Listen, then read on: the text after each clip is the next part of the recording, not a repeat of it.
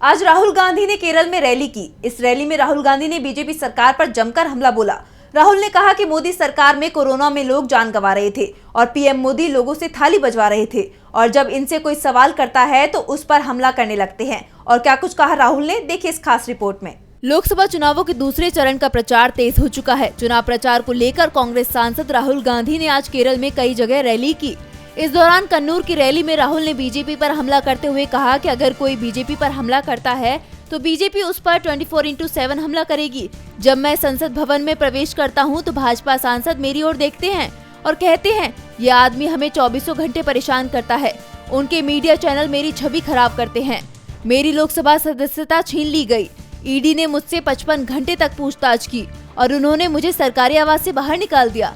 जबकि केरल के मुख्यमंत्री के साथ ऐसा कुछ क्यों नहीं हो रहा, जबकि वो भाजपा के खिलाफ वैचारिक लड़ाई लड़ने का दावा करते हैं।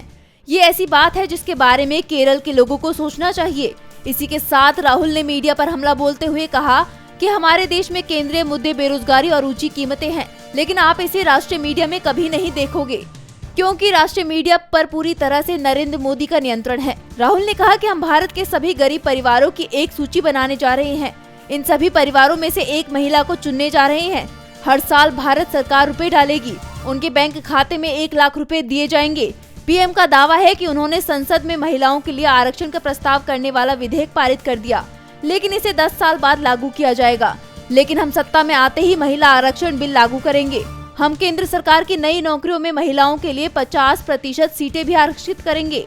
बीजेपी देश में एक इतिहास, एक राष्ट्र और एक भाषा को थोपना चाहती है। उदाहरण के लिए अगर आप केरल में मलयालम को हटा दें तो एक माँ अपने बच्चे को इस महान भूमि का इतिहास कैसे समझाएगी।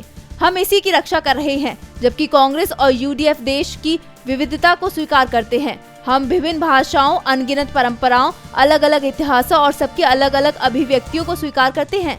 हम महिलाओं को उनके देश के लिए किए गए कार्यों के लिए मुआवजा देने के लिए एक क्रांतिकारी कदम उठाने जा रहे हैं। डीबी लाइव की रिपोर्ट।